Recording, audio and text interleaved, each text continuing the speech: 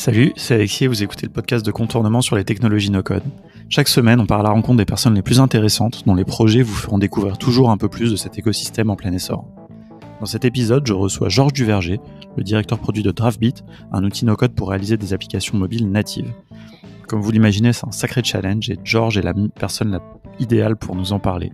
Vous allez voir, c'est vraiment passionnant. On revient avec lui sur son parcours, l'historique de Draftbeat, tous les challenges que ça représente de développer un tel outil no-code. Et vraiment, je pense que ça devrait vous donner une autre vision de ces outils que vous utilisez probablement au quotidien. Voilà, je vous laisse avec l'épisode et puis on se retrouve après pour un petit débrief comme d'habitude.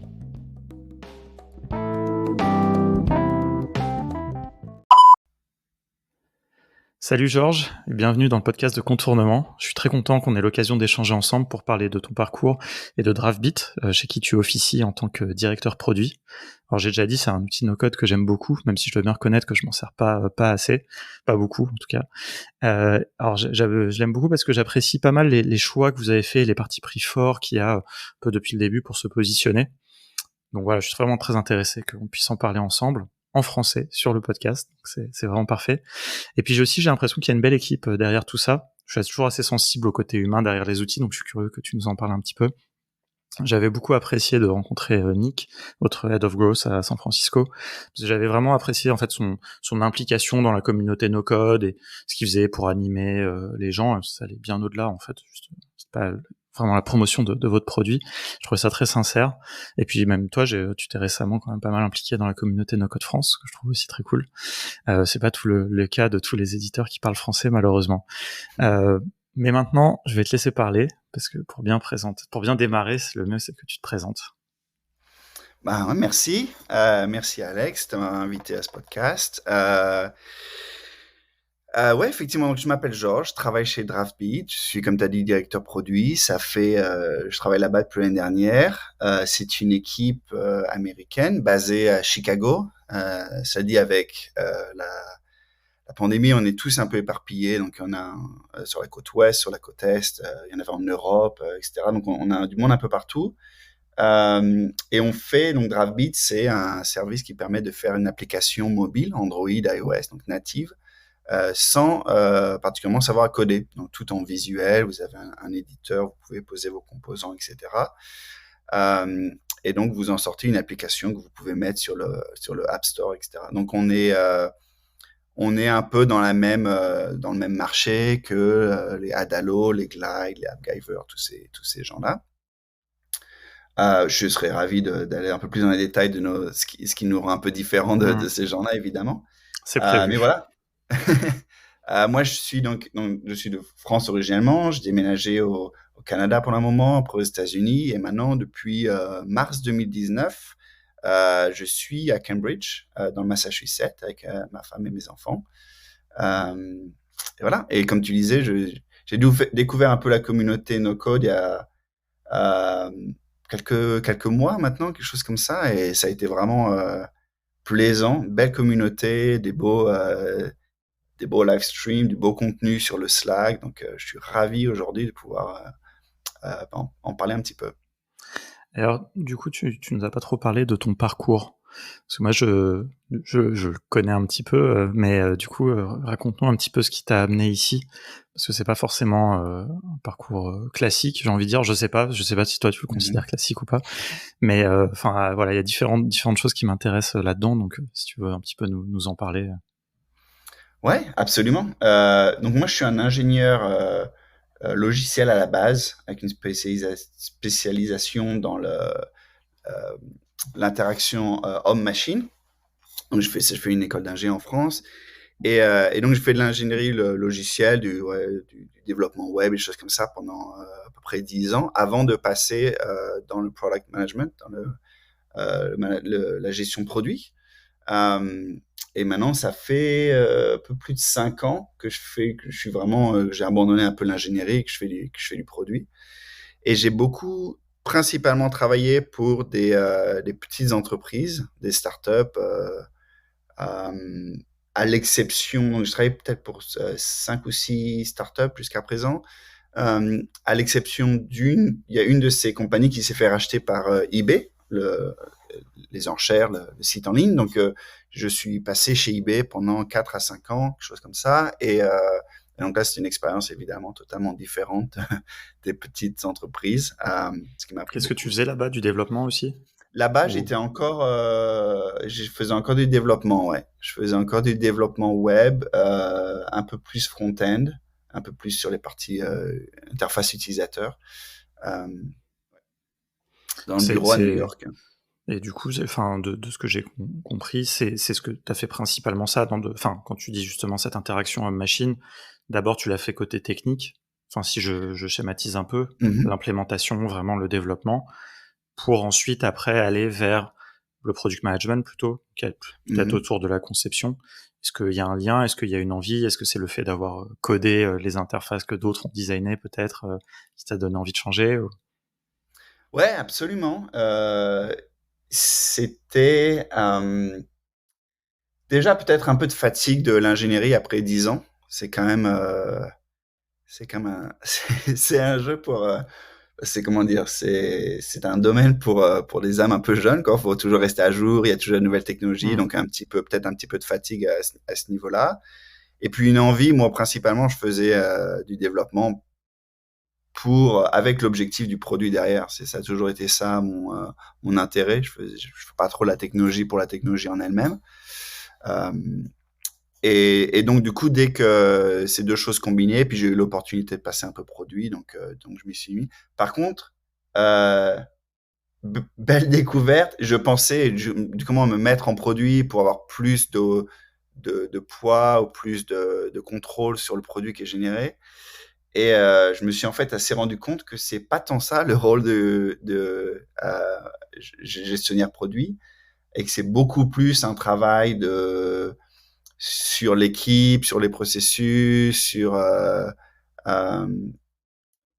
comment créer la machine, comment créer une compagnie qui fait du bon produit, plus que juste comment faire le produit que je veux faire. Si ça fait sens un peu, c'est vraiment un peu plus méta que ce que je pensais. Donc, j'ai beaucoup pris de recul par rapport à mon opinion personnelle sur qu'est-ce qu'on devrait faire, et beaucoup plus travailler Hmm. sur comment aligner les équipes, comment vérifier qu'on travaille sur la bonne chose, comment définir ce sur quoi on travaille, tout ça. Donc différent de ce à quoi je m'attendais.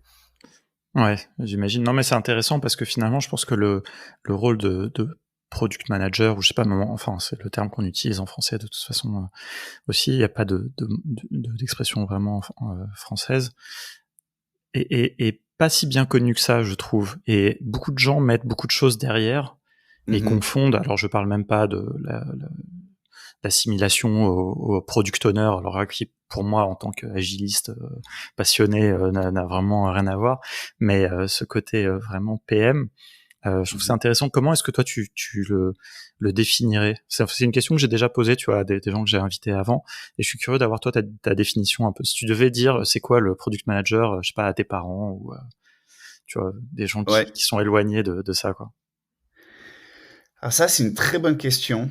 Et mon opinion personnelle, c'est que beaucoup de gens en parlent en ligne, tu vois, beaucoup d'articles sur voilà ce que c'est. Et j'aime bien prendre un peu de recul par rapport à ça personnellement, et considérer un peu mon travail en termes comment dire, de principe premier, un peu de vraiment quelle est la base de ce que j'essaie de faire. Et à mon avis, mon rôle dans la compagnie, c'est de répondre à trois questions. C'est qu'est-ce qu'on fait concrètement sur le produit, qu'est-ce qu'on, sur quoi on va choisir de travailler. La deuxième question, c'est est-ce que c'est fait? Et donc là, c'est est-ce qu'on est dans les temps? Est-ce qu'il y a des bloqueurs? Est-ce que tout est bien sorti comme ça devait sortir? Est-ce qu'on a testé? Et la troisième question, c'est est-ce que ça a marché? Et donc la première question, c'est ce que tu lis tout le temps en ligne, c'est comment définir les priorités, comment définir les canalisations, comment parler à vos utilisateurs, etc. La deuxième question, c'est ce que les gens aiment moins parler, parce que c'est la partie la moins sexy du product management. C'est du gestionnaire, que c'est euh, voilà, le lundi matin, alors on en est où, qu'est-ce qui est fait, qu'est-ce qui est pas fait, qu'est-ce qui reste à faire. Et ça, c'est pas agréable, honnêtement, comme comme partie du boulot. Je pense que personne aime faire ça. Malheureusement, pour avoir essayé à multiples reprises, tu peux pas l'éviter. Dans une compagnie, tu as 10 personnes qui travaillent ensemble. il faut que tu aies quelqu'un qui fasse un peu ce rôle de liaison. Et la dernière question, qui est à mon avis la plus importante et qui est peut-être la moins discutée, c'est vraiment est-ce que ça a marché? Parce que ça te force à te poser la question, c'était quoi l'objectif? Et ça paraît un peu idiot, mais il y a tellement de fonctionnalités. Tu travailles dessus, tu les définis, tu les sors, tu les donnes à l'utilisateur et tu passes à la suite après. Ça y est, et en fait, tu te poses pas la question est-ce que ça a marché parce que t'as pas vraiment tu sais pas quel était l'objectif de ça. Donc ça, c'est très souvent le cas. Et donc, pour en revenir à ta question, je me dis que c'est ma responsabilité d'avoir une bonne réponse à ces 3 questions. Au-delà de ça, je m'en moque vraiment des processus, je vois le reste, c'est vraiment chacun à sa façon. Il y a des gens qui sont un peu plus portés sur utilisateur, et bah, tant mieux. C'est ce qui définira comment ils répondent à la première question. Certains PM sont beaucoup plus analytiques. Alors tant mieux, ils vont faire un peu de l'analyse de données pour répondre à la troisième question. Certains sont beaucoup plus justement dans le project, dans la gestion de projet, donc ils seront plus formés. Ça m'intéresse, bah, je suis ravi d'en discuter, mais c'est une question qui, je pense, j'ai essayé de m'extraire le plus simple. Chacun peut après aussi un peu faire sa réponse, effectivement. Mais c'est intéressant, ces 3 piliers que tu cites. Et puis finalement, après, c'est vrai, on s'en rend compte. Après, chacun va mettre un peu une dose différente dans ces 3 choses. Exactement. Mais c'est intéressant parce que, mais ça, c'est un sujet sur lequel j'aimerais bien venir après, plutôt vraiment en parlant de Draftbeat, mais un peu le rôle de l'implication, enfin l'impact plutôt des utilisateurs dans tout ça. Parce qu'il y a on parle beaucoup de cette approche centrée utilisateur, l'UX, etc. Alors peut-être plus le rôle de l'UX designer, mais le PM aussi a quelque chose à voir là-dedans. Mais on va y revenir parce que j'aimerais que tu nous dises un petit peu comment, pour en parler en prenant l'exemple de Draftbeat, quoi, finalement.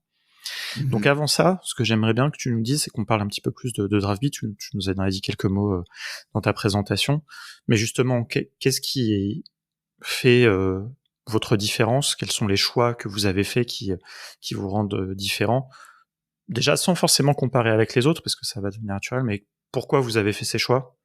Enfin voilà, je te laisse un petit peu en dire un petit peu plus sur Draftbeat. Ouais, absolument. Peut-être qu'un tout petit peu de contexte, ça pourrait aider à répondre à la question. Donc, Draftbeat, c'est démarré par 3 cofondateurs à l'origine, 2 ingénieurs et un peu plus design business. Et ils avaient démarré sur un autre projet qui était un genre de LinkedIn, un peu une application un peu plus sociale pour garder contact vos relations professionnelles.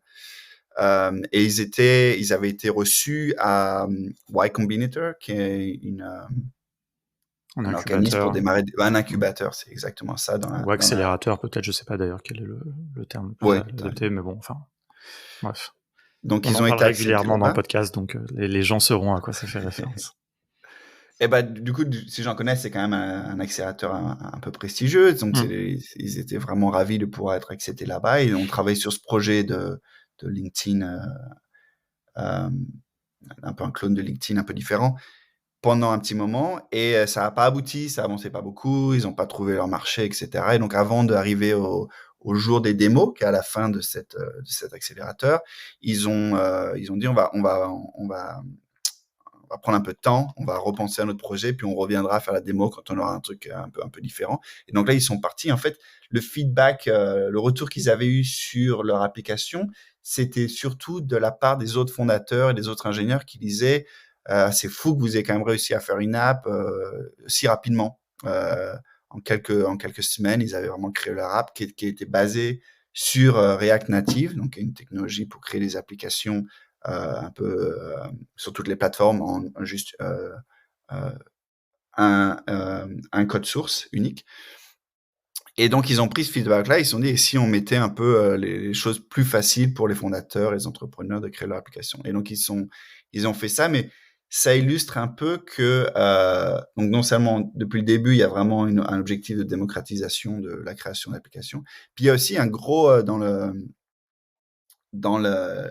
le corps de Draftbeat, il y a beaucoup d'ingénierie. C'est quand même créé par 2 ingénieurs talentueux. Donc, c'est un choix produit très porté ingénierie. Et ça se retrouve sur, par exemple, le fait que on puisse, il y a deux choses particulièrement. Vous pouvez importer n'importe quel back-end, n'importe quelle base de données que vous voulez dans DraftBeat. Donc, on a vraiment une séparation des, des challenges de faire une application. Donc là, nous, on fait que la partie un peu visuelle. Il y a plein d'autres compagnies qui font un super boulot à faire des back-ends de qualité. Donc ça, c'était vraiment un peu une approche plus ingénierie on va faire un peu notre boîte noire, plus separation of concern, des choses comme ça.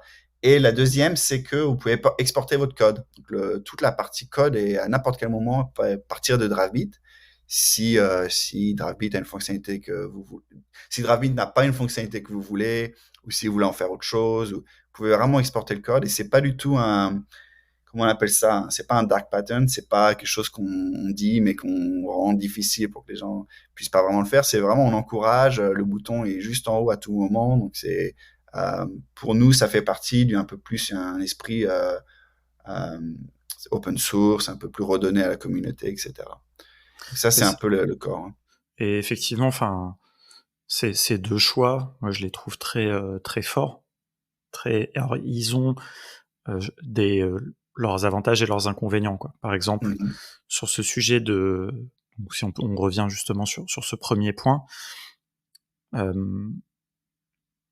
ouais, non mais il y a plein de choses que j'ai envie d'aborder, tu vois. Non mais peut-être avant de revenir sur le back-end, est-ce que justement on va creuser un petit peu l'outil DraftBeat en tant que tel.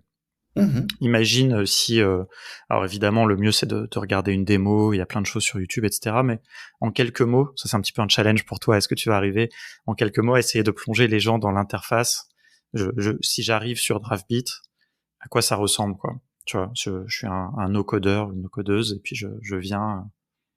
Ouais. Alors pour ceux qui donc vous lancez DraftBeat, c'est tout dans le navigateur, donc il n'y a rien à installer, c'est une page web et vous allez tomber sur le builder, le constructeur. Et donc pour ceux qui connaissent un peu Webflow, ça va ressembler un peu à ce genre d'interface, mais pour ceux qui connaissent même en allant un peu plus loin et plus généralisé, un peu une vue à la Photoshop, vous avez votre zone de travail au milieu. Et à gauche et à droite, vous avez vos composants. Donc, vous prenez vos composants un par un. Donc, composants, ça peut être un bouton, un bout de texte, une image, un carrousel, toutes ces choses-là. Vous les mettez dans votre écran au milieu de la page. Et ensuite, il y a quelques interactions que vous allez ajouter. Donc, vous allez lui dire tout ça par des menus visuels, lui dire ok, moi je veux me connecter à ma base de données Airtable. Donc voilà, donc je lui passe les identifiants pour se connecter évidemment. Maintenant j'ai récupéré mes données, je vais itérer sur les entrées de Airtable et je vais afficher par exemple une ligne de texte à chaque fois que j'ai une nouvelle entrée dans Airtable dans mon application DraftBeat. Et donc au fur et à mesure, vous créez vraiment vos applications et sur différents écrans. Donc ça c'est vraiment pour vous pouvez naviguer d'un écran à l'autre, vous pouvez envoyer des données à l'extérieur, il y a vraiment plein de choses que vous pouvez faire. Et quand vous avez fini tout ça, vous pouvez déjà visualiser un peu ce que ça rend. Donc non seulement dans la page web, mais on a aussi des fonctionnalités où vous pouvez visualiser ce que ça rend directement sur votre téléphone. Ça, pour la petite parenthèse, moi c'est quelque chose que je trouve qui est une fonctionnalité très agréable dans DraftBeat, et qui est d'ailleurs offerte un peu par notre partenariat avec Expo, qui est une compagnie qui fait beaucoup de preview, de vous montrer ce que votre code va rendre. Et donc, vous pouvez avoir vraiment votre application sur votre téléphone à côté de vos bureaux pendant que vous êtes en train de travailler sur votre ordinateur. Et quand vous faites des changements, vous voyez direct en live, là, c'est tout de suite poussé. Vous pouvez voir votre application, à quoi elle ressemble. Donc voilà, c'est des allers-retours comme ça sur améliorer vos écrans, etc. Et quand vous êtes prêt, vous avez le code qui est donc du code React Native et des outils pour le mettre ça dans une distribution et l'envoyer dans les différents stores. Et s'il y a un truc que je peux préciser un petit peu aussi, d'ailleurs j'invite les gens vraiment à regarder donc la série de vidéos que tu as fait en stream live sur la chaîne de No Code France, je mettrai le lien dans les notes de l'épisode, mais où on te voit pendant 5 heures utiliser DraftBeat, donc ça reste le meilleur moyen de voir. Mais il y a un petit point que je voulais souligner, qu'on voit bien évidemment dans ces vidéos, c'est aussi la capacité de personnalisation que vous avez implémentée dans DriveBeat. Tu l'as dit, vous êtes vraiment, vous avez choisi d'être très très bon sur le côté front-end, vraiment l'application mobile en elle-même. Et donc on peut vraiment beaucoup personnaliser, un petit peu sans trop comparer, mais à la manière de ce qu'on pourrait avoir dans Webflow. Chaque élément, on peut régler sa marge, son alignement au pixel près, toutes ces capacités, vraiment, et ça je pense que c'est très intéressant pour tout comme pour Webflow, pour les designers, les gens qui ont un œil vraiment graphique, qui ont un souci de ça, on va pouvoir aller loin, contrairement à d'autres outils, sans trop comparer, parce que il y a des avantages aussi à avoir une abstraction moins forte aussi de toutes ces choses-là, pour simplifier un peu pour les gens qui n'ont pas d'idées sur tout ça. Mais voilà, ça, je voulais le souligner, parce que c'est par rapport à ce que tu dis. C'est vraiment notre objectif, c'est de faire que tout ce que tu peux faire en React Native, ou tout ce que tu as envie de faire en tant que designer, tu puisses être capable de le faire. Alors, il y a encore du travail, et je suis sûr qu'il y a des petites choses que les gens pourront trouver qu'ils sont pas capables de faire en DriveBeat, mais en tout cas, c'est ce à quoi on aspire, et ce sur quoi on travaille. Et comme tu le dis, c'est un parti pris, parce qu'il y a vraiment il y a d'autres applications, Glide par exemple, où c'est plus limité en termes de customisation, mais du coup, ça rend aussi les choses un peu plus faciles. C'est vraiment en 3 clics, tu as ton écran, etc. Donc, c'est vraiment un choix, mais on est assez persuadé de notre choix, en tout cas pour le moment. Bien sûr. Non, et puis, c'est comme tu le disais au début, il y a une orientation, faire un outil un petit peu plus peut-être pour les ingénieurs, même si, à mon avis, vous avez quand même cette volonté de démocratiser, donc pour que ça soit accessible à tout le monde.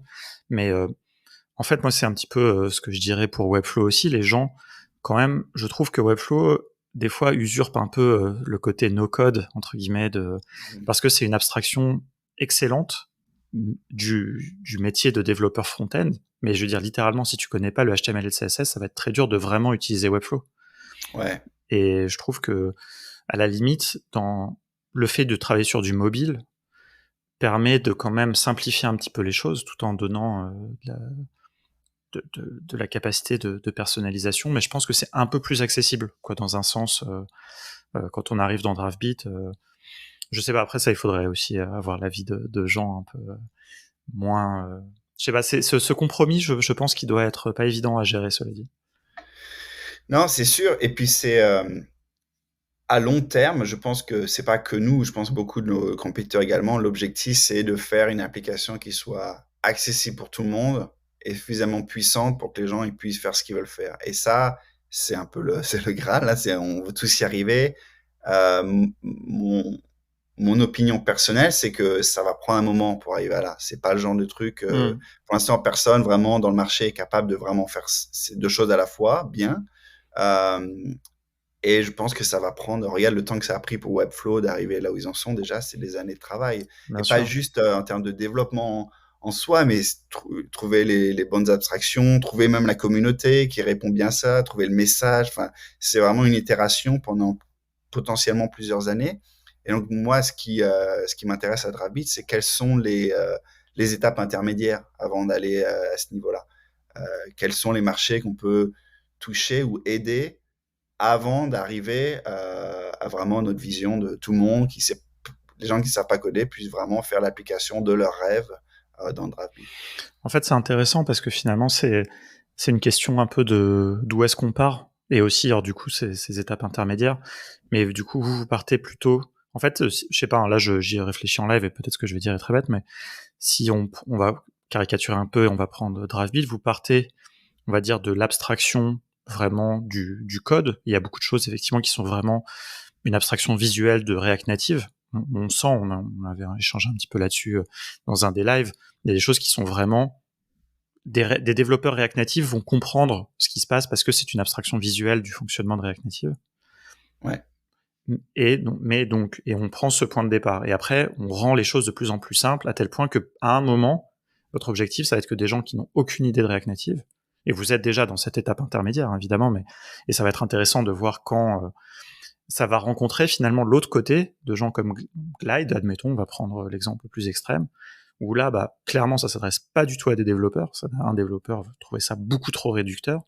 mais petit à petit, ils complexifient, ils amènent des choses, et peut-être il y a un moment où, tu vois, on arrive à un truc où ça se croise, je sais Ouais, pas, enfin... D'ailleurs, peut-être ça se croise absolument. pas parce que c'est parallèle, en fait, peut-être, tu vois, il y a une espèce de truc où ça va dans la même direction, mais ça se croise jamais parce que du fait des partis pris de départ. Ouais, t'as bien résumé. Il y a une autre, il y a une autre un peu réalisation à ça, c'est que peut-être qu'on se trompe, non seulement nous, mais toute l'industrie sur le futur de ce marché-là. Et peut-être que justement, cette idée d'y aller un peu par étapes, c'est une façon aussi de valider le marché, de Hmm. valider la demande, de valider l'audience. Parce que, bon, évidemment, je sais pas ce à quoi je crois, parce qu'un Draftbeat, on a clairement investi dans le fait qu'il y aura une plateforme no-code pour faire les applications mobiles, mais il peut se passer plein de choses. Et peut-être que au final, toutes ces applications-là, ça va être fait pour les agences. Donc, ça va simplifier et rendre les agences plus efficaces. Elles vont avoir un développeur React Native et un designer. Et ils pourront faire 10 projets à la semaine plutôt que un. Et peut-être qu'un peu la demande du marché va s'arrêter là. Peut-être qu'il n'y aura pas une demande de gens qui ne savent pas du tout coder ou qui ne sont pas intéressés particulièrement à coder à créer des applications. Encore une fois, c'est pas évidemment selon quoi je crois, mais d'un point de vue un peu plus voyage entrepreneurial, c'est aussi bien Hmm. de valider nos assumptions, de valider ce à quoi on croit. Vraiment, en tant qu'observateur, je trouve ça vraiment passionnant. Enfin, j'avais dit, c'est une des raisons pour lesquelles j'avais vraiment envie qu'on échange. Parce que de voir, vous, vos choix, et d'étudier ça, et justement cette aventure, et d'après la mettre un petit peu en parallèle des autres, on voit comment c'est vraiment très complexe, en fait, d'arriver à cet objectif que tous les éditeurs no-code se fixent, de vraiment Mhm. rendre quelque chose de démocratisant. Et au passage, on peut voir des choses, enfin, sans trop parler de Glide, mais tu vois, Glide, on voit qu'ils font un pivot pour amener plutôt vers des applications professionnelles, Mhm. fermées. Enfin, après, c'est aussi peut-être des questions de business, hein, et pas forcément de product management en réalité, mais où ils sont moins intéressés par les hobbyistes, enfin, ou les passionnés qui Ouais. vont faire des petites applications. Ils l'ont affirmé un peu clairement. Et Mhm. enfin, et ça, je trouve ça assez marrant. Comme tu dis, vraiment, ces étapes intermédiaires et ce dont on se rend compte en cours de route et ce pivot. Euh, est-ce que pour vous, à la base, est-ce que vous vous êtes jamais dit, ça serait acceptable de faire une application qui serait juste pour les développeurs React Native pour leur faciliter la vie, par exemple, si je prends un raccourci un petit peu. Ouais, non, c'est une bonne question. Ça a jamais été l'objectif. Euh, mais c'est aussi, ça vient du fait qu'on est une startup qui a levé des fonds. Et donc, quand tu lèves des fonds à ce niveau-là, Faut une forcément, certaine ambition. c'est ça, tu lèves avec une certaine vision à moyen terme qui doit évidemment multiplier un peu tes investissements. Et donc, pour les investisseurs, c'est vrai que c'est moins intéressant de se dire on va trouver une niche. Et Hmm. franchement, particulièrement, moi personnellement, j'aime beaucoup ce genre de business, mais c'est une approche différente, quoi. C'est moins, on va trouver une niche en plus efficace. Par contre, encore une fois, c'est très possible que ce soit une étape nécessaire et vers quelque chose de plus gros, hein. Hmm. Après, il y a des choses qui sont un peu aussi des effets de bord. Tu vois, moi, je serais curieux par exemple, de voir des gens qui se forment. Bon, là, on sort complètement du sujet, tu vois, mais des gens qui se forment à React Native, par exemple. Il y a à Mhm. Paris, tu vois, par exemple, un bootcamp qui s'appelle le Réacteur, qui est un bootcamp fait uniquement pour apprendre à utiliser React Native. Et ben, moi, je pense que dans leur cursus, ils devraient, par exemple, faire du Draftbeat, tu vois. Là, Ouais. j'y pense juste là, mais en fait, tu devrais vraiment les contacter. Mais parce que je pense que pédagogiquement, par exemple, et ça, c'est Mhm. pas un marché pour vous, j'imagine bien que tu vois, mais je pense qu'il y aurait une vraie vertu et un développeur qui se serait formé à la fois avec ce côté un peu no code et en même temps d'apprendre le code, Mhm. euh, tu vois, parce qu'en plus, comme ah, un développeur, il sera pas trop alors, s'il est jeune, s'il est encore en train de se former, il n'aura pas encore une opinion trop forte, tu vois, un peu anti-no-code. Même si on n'en voit pas tant que ça, dans les développeurs expérimentés, on voit qu'ils ont du mal à venir quand même sur des outils no-code. Alors que si c'est dans la part Hmm. de leur cursus, à mon avis, ils peuvent allier ça et ça peut être extrêmement puissant, quoi. Bon, là, je réfléchis un peu à haute voix, mais il y a peut-être quelque chose à Non, faire. c'est un très bon point. Moi, j'ai même eu l'approche personnellement un peu inverse où je connaissais pas React Native enfin, je connaissais la technologie, mais j'avais pas utilisé avant de joindre Draftbeat. Et en utilisant l'outil no code, parce que dans Draftbeat, tu as l'opportunité d'être exposé au code, ça a été une façon d'apprendre au fur et à mesure Mhm. React Native. Donc, comme toi, je sais pas vraiment où c'est que ça nous mène, mais il y a vraiment des liens entre no code et puis low code. Enfin, il y a vraiment, il y a des choses intéressantes qui se passent. Ah, c'est hyper intéressant. Bon, écoute, ça, tiens-moi au courant de ces choses-là. Moi, ça m'intéresse aussi vraiment Ouais. ce côté pédagogique des outils no-code pour apprendre le code. Mais bon, là, c'est un petit peu un sujet un peu différent. Si je peux te poser une question, je trouvais ça intéressant. Tu as constaté qu'il y avait des gens donc qui savent coder, des ingénieurs, des développeurs, qui ont une réticence à aller vers le no-code. C'est quelque chose que tu as observé? Euh, à vrai dire, pas beaucoup. Je pense qu'on appréhende ce sujet-là plus Hmm, qu'il n'est vraiment. intéressant. Néanmoins, on a vu quand même des vidéos sur YouTube. Euh, on avait fait une fois, Stan avait fait un live où il regardait un petit peu des vidéos et on commentait de développeurs qui parlaient du no-code. Et Mhm, bon, après, peut-être que c'est ma perception, mais il y avait quand même, je dirais pas de la condescendance, mais un petit peu de supériorité, un peu de, mhm. même si c'était des choses qui se voulaient un petit peu factuelles, qui n'étaient pas quand même. Après, on a déjà eu des commentaires. Nous, une fois, on a fait une campagne d'ads. J'ai jamais partagé ça, mais on avait fait une campagne d'ads sur Facebook. On avait, Ah, parce que nous, on a un pack de formation qui s'appelle No Coder Full Stack. Et on a eu des commentaires vraiment hyper hardcore de gens que je suppose étaient développeurs, tu vois. ouais. Faudrait un jour que je partage des captures d'écran. Mais Thibaut avait parlé de ça aussi. Il a eu la même chose sur des formations à Bubble qu'il a fait. Enfin, et tu vois, et je pense que c'était pas d'ailleurs forcément des développeurs très expérimentés. Mhm. Ça se voyait un peu dans les profils, mais plutôt des gens qui venaient d'être développeurs. Et tu vois, je sais pas, c'était un truc un peu, c'était pas très qualifié, quoi. C'était un peu, Ouais, ouais, ouais. donc, Peut-être que c'est vécu comme une forme de dévalorisation de leurs compétences techniques, ce qui n'est pas du tout le cas, mais non, et nous, en tant que contournement, on essaie de très régulièrement rappeler que no code, ça veut pas dire anti-code, c'est Mhm. pas du tout nos codeurs vont remplacer les codeurs, etc. Enfin, tout ça n'a aucun sens. Et là, ce qu'on évoque ensemble le montre bien aussi, quoi. Il y a une vraie collaboration. Enfin, et d'ailleurs, justement, c'est peut-être un des sujets sur lesquels on peut continuer un petit peu de parler de Draftbeat. Avant de parler du côté back-end, qui est quand même un sujet important, il y a quelque chose que donc tu as dit qu'on pouvait exporter le code, mais par contre, Mhm. ce que tu n'as pas dit, il me semble, c'est qu'on peut aussi mettre du code dans des composants custom que l'on peut mettre. Et donc là, ça va être une approche un petit peu plus low code, mais qui est Mhm. quand même proprement séparée. Enfin, Ouais, oui. exactement. Donc, tu peux, s'il y a des petites choses qu'on fait pas ou des petites interactions qu'il n'y a pas dans DraftBeat, tu peux injecter un package, tu peux injecter des fonctions, tu peux injecter des composants.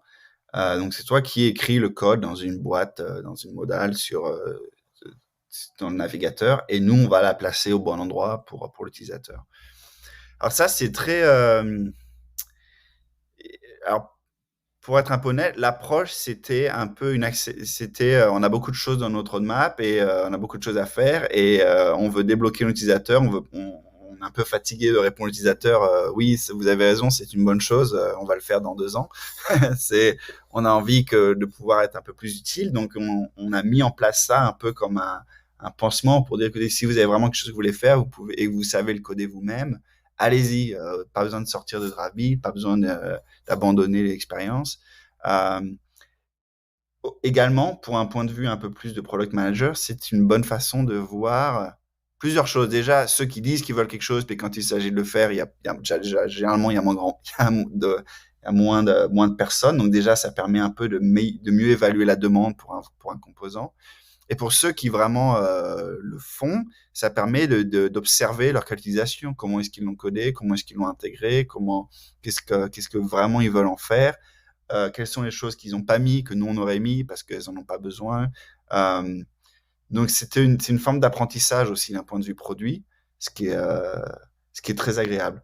Après, on veut pas que ça tombe non plus. Peut-être la raison pour laquelle j'en ai pas parlé, c'est inconsciemment, on veut pas que ça tombe dans euh, dans une solution par défaut, correctement. Hmm.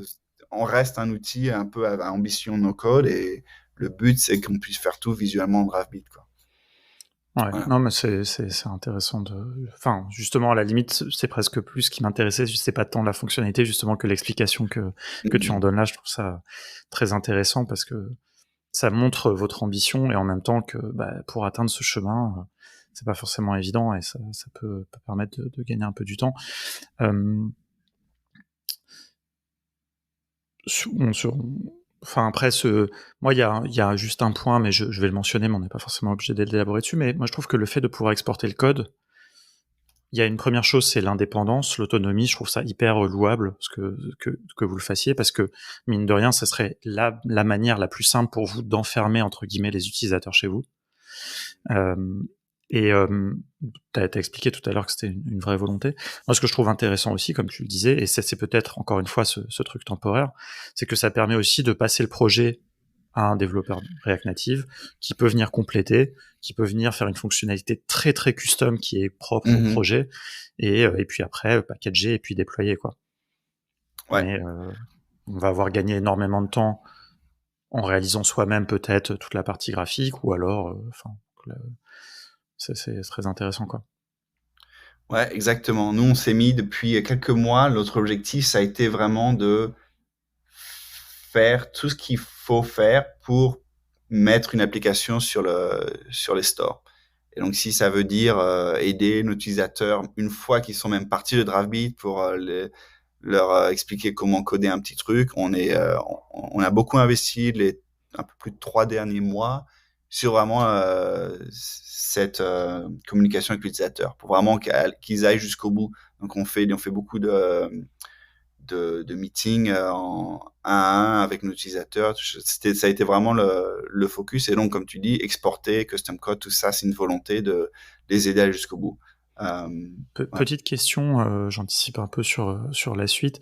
Est-ce que vous prévoyez à terme la possibilité de déployer directement depuis l'interface, puisque aujourd'hui il faut packager, comme on dit soi-même, Mhm. l'application puis la déployer sur les stores. Alors grâce à Expo, effectivement, c'est pas trop compliqué, mais Mhm. voilà, il y a quand même, il me semble, 1 ou 2 lignes de commande à taper. Enfin, est-ce que vous prévoyez, ça c'est dans votre roadmap, pouvoir, je clique sur un bouton et puis ça part direct sur le Ouais, store, ou alors générer le binaire au moins. Ça, c'est la solution intermédiaire, quoi. ouais, c'est une bonne question. Oui, la réponse est on aimerait vraiment faire ça dans le futur. Il y a certaines choses qu'on peut faire et certaines choses qui vont être dures, honnêtement. Donc exporter le binaire, ça, on peut même continuer un peu notre partenariat avec Expo parce ils permettent de faire ça eux. Donc ça, on pourrait l'intégrer un peu plus. Après, vraiment mettre sur le Apple Store ou le Play Store, même pour Expo, ils te permettent. La première fois que tu le fais, il faut le faire au travers de l'interface de Google. J'y suis encore passé la semaine dernière.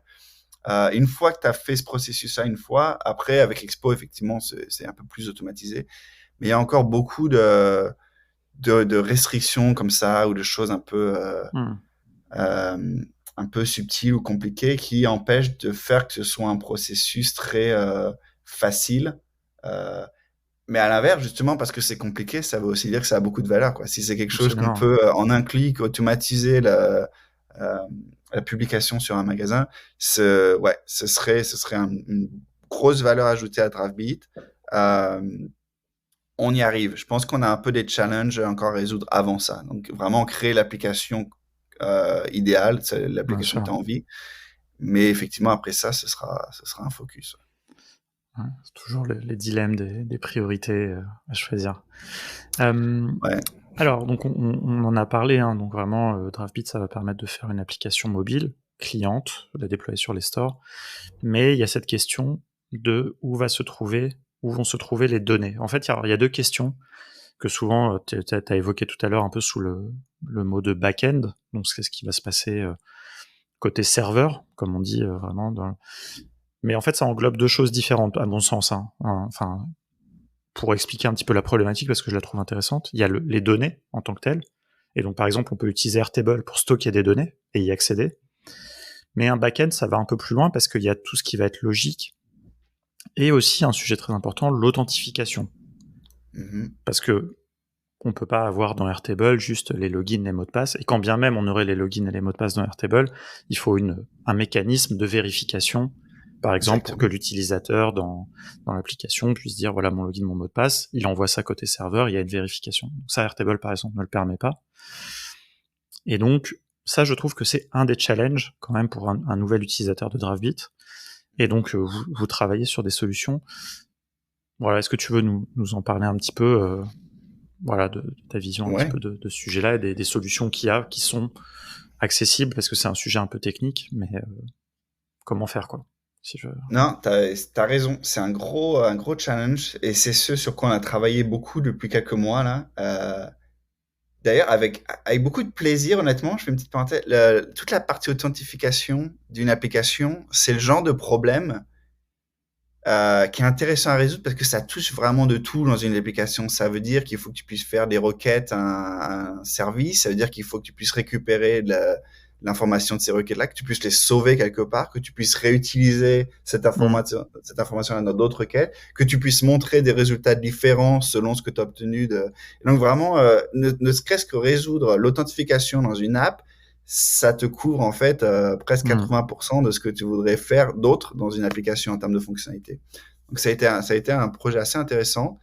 Euh, on a presque une solution complètement no code maintenant pour faire de l'authentification. Il y a encore, on travaille encore sur deux trois fonctions un peu intégrer deux trois fonctions. Pour l'instant, il faut encore écrire une ou deux lignes de code ici et là. Donc c'est du très très low code, là. C'est du nano code pour l'instant, mais on arrive bientôt à du no code. Et la façon dont on l'appréhende, c'est comme tu le dis, on utilise un autre service pour les données. Donc, parmi ces services-là, donc tu as mentionné Airtable, mais il y en a plein d'autres, et beaucoup de ces autres services offrent les options d'authentification intégrées. Donc, je pense à Supabase, Zano, Backendless, il y a vraiment Firebase. Firebase dans une certaine mesure. Euh, donc, tu as tous ces services-là où tu peux te connecter, faire une requête pour faire une inscription, faire une requête pour faire un login, faire une requête. Enfin, tu peux vraiment faire tout ton flow d'authentification.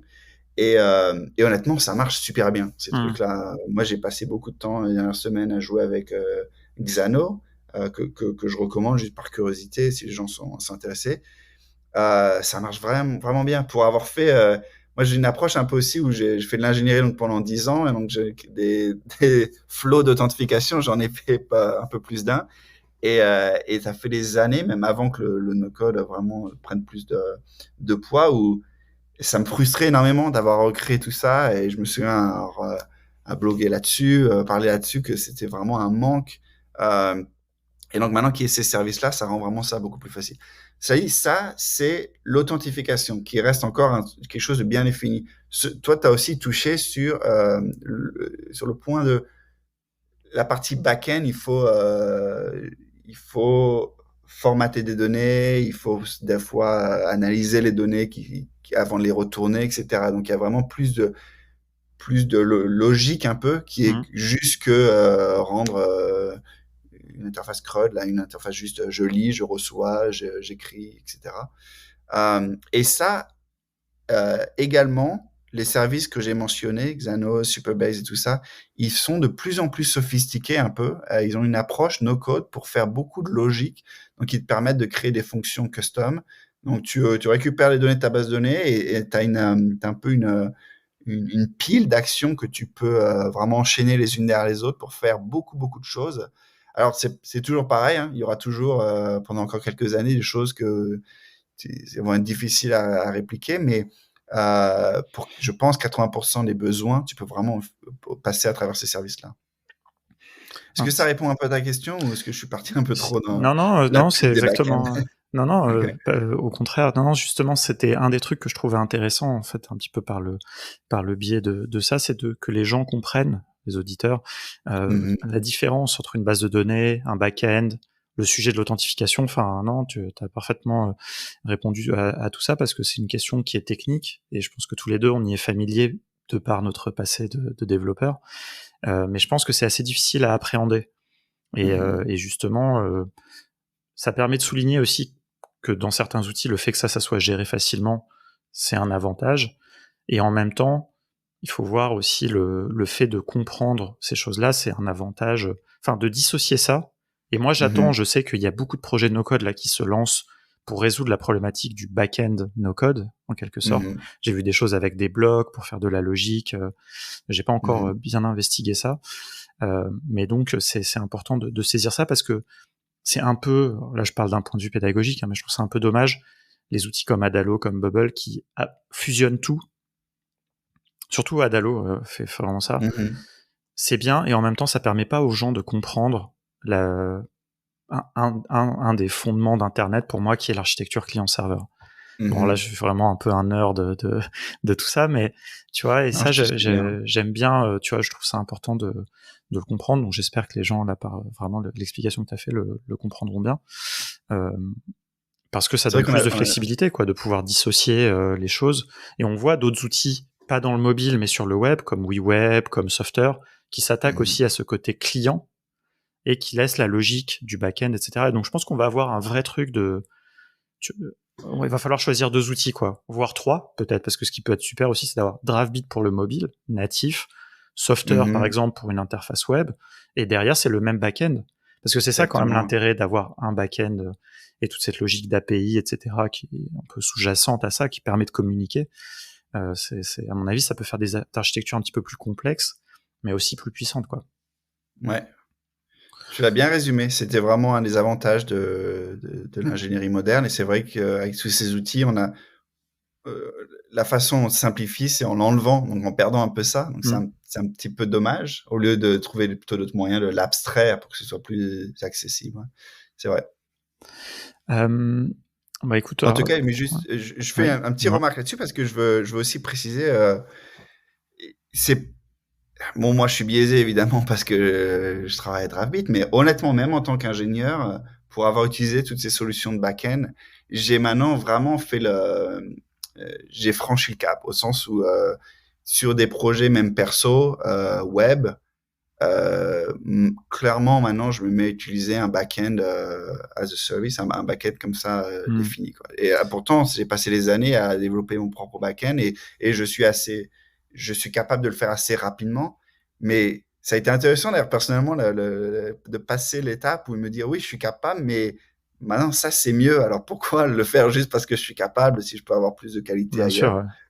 Non, ça, je te rejoins tout à fait. Ça, c'est plus une aparté on va dire, de développeurs pragmatiques. Mais moi, je comprends plus aujourd'hui les gens qui écrivent encore un back-end en Node.js ou des choses comme ça, parce que déjà, il faut l'écrire. Alors bon, il y a des frameworks qui vont permettre quand même d'abstraire un petit peu, d'aller plus vite. Mais après, il faut l'héberger. Enfin, tu vois, et Ouais, toute cette logique faut le serverless qui maintenir, devient de ouais. plus en plus à la mode, moi je la comprends parfaitement. Et donc en fait, si tu remontes comme ça, bah, Firebase ou d'autres, après moi je connais pas bien tout ça, mais pour moi c'est que la suite logique, quoi.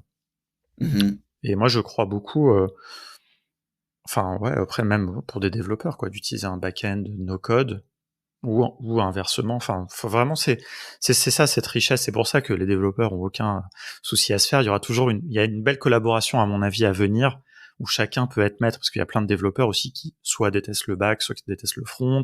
Enfin, et donc autant laisser le front par exemple à des no-codeurs. Enfin, bref, je peux imaginer plein de choses dans ce futur-là. J'ai une dernière question sur ce sujet. Parce qu'encore une fois, vraiment, je connais pas assez bien. Xano, par exemple, est-ce que tu dirais que c'est accessible pour des gens qui sont pas du tout techniques? Hmm. C'est une bonne question. Pas du tout technique, ça va quand même y avoir une courbe d'apprentissage quand même assez important. Ils font beaucoup alors ils ont plein de tutoriaux, ils ont plein de vidéos, même leur page, c'est beaucoup de texte au sens Hmm. positif. C'est beaucoup d'explications de comment faire les choses. Donc il y avait un grand effort mis là-dessus. Par contre, c'est vrai que c'est dur à me projeter, mais si sans la connaissance de qu'est-ce que c'est un endpoint, un point d'entrée, qu'est-ce que c'est Hmm. qu'une requête get, une requête post, une requête update, c'est pas super évident, je pense. Donc avoir un peu des bases d'architecture à ce niveau-là, je pense que tu vas pas mal plus loin. Ouais.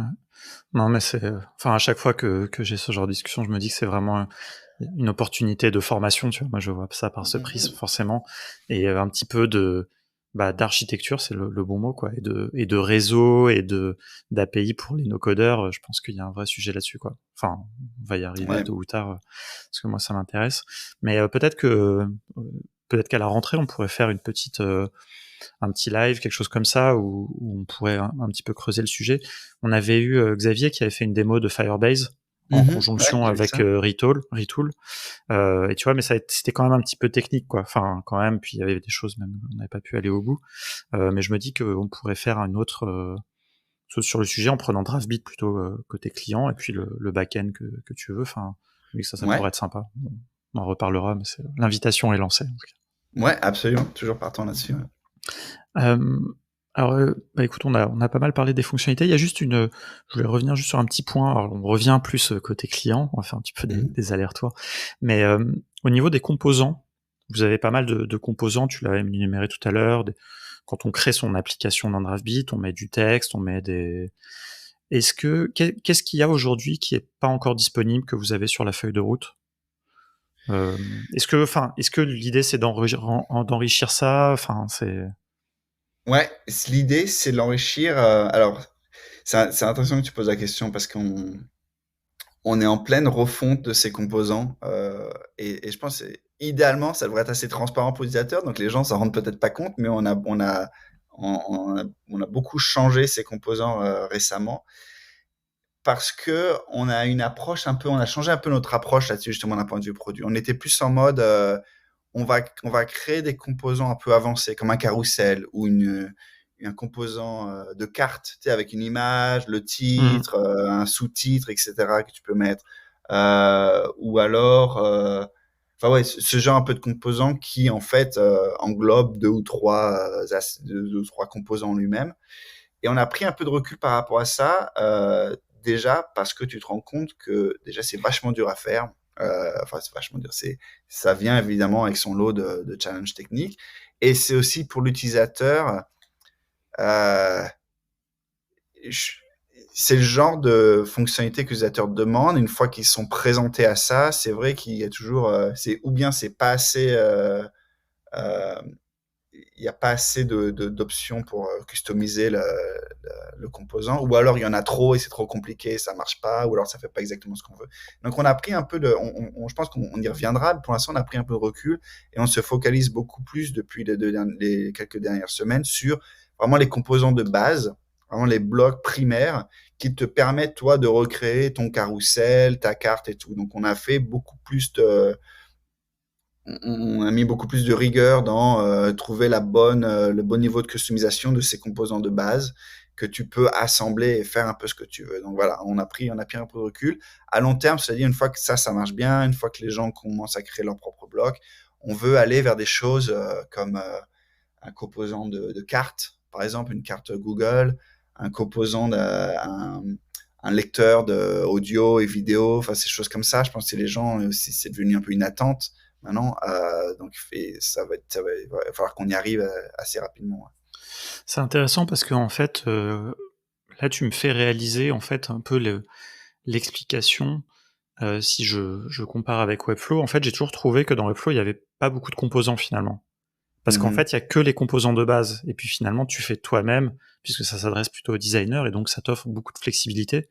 Et c'est encore une fois, Mhm. pour en revenir à ce que je disais tout à l'heure, une des raisons pour lesquelles je trouve que Webflow n'est pas vraiment adapté à des débutants, c'est que il te donne pas beaucoup enfin, contrairement à des outils de landing page où bon, alors là, t'as carrément des sections entières toutes faites. Et là, c'est vraiment efficace pour des gens qui n'y connaissent rien et surtout qui ne connaissent rien en design. Mhm. Webflow te donne que ses composants de base. Et finalement, je me rends compte que, enfin, c'est probablement aussi cette même intention un peu que t'évoques. Et pourquoi pas après revenir. Après, eux, ils ont des logiques un peu de template, etc., où tu vas avoir des composants que d'autres gens ont fait, mais eux te Ouais, fournissent que les trucs de base pour que toi, tu crées derrière, quoi. absolument. Et ça aussi, c'est un bon élément. Je parlais tout à l'heure de on évolue. C'est pour ça que notre produit, il faut qu'on itère dessus quand on évolue avec la demande. Parce que là, ces deux approches-là, elles ciblent des profils différents d'utilisateurs également. Donc, Absolument.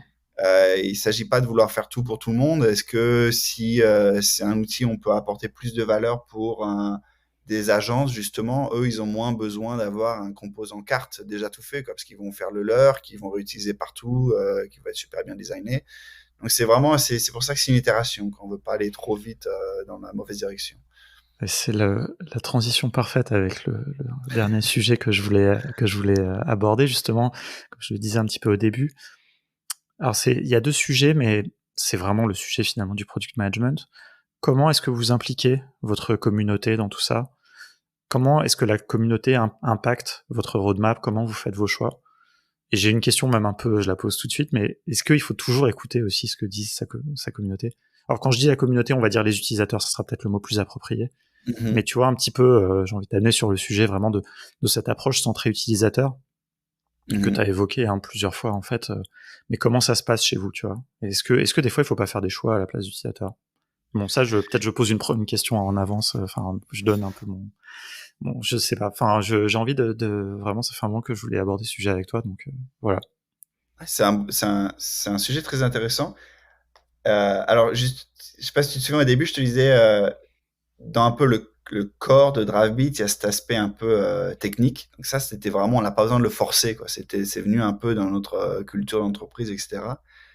Alors, pour être tout à fait honnête, l'aspect plus focalisé sur l'utilisateur, c'était pas vraiment, c'était pas autant intégré dans la culture de l'entreprise. Et c'est quelque chose sur quoi on a dû vraiment travailler ou mettre un gros effort et on l'a fait depuis le début de cette année. Donc on a vraiment on s'est posé tous ensemble dans l'équipe et on s'est dit, ok, il faut qu'on ait faut qu'on ait une opinion là-dessus. Ou bien on l'ignore la communauté, ou bien on l'aide mais un petit peu sans plus, ou bien vraiment on investit là-dedans.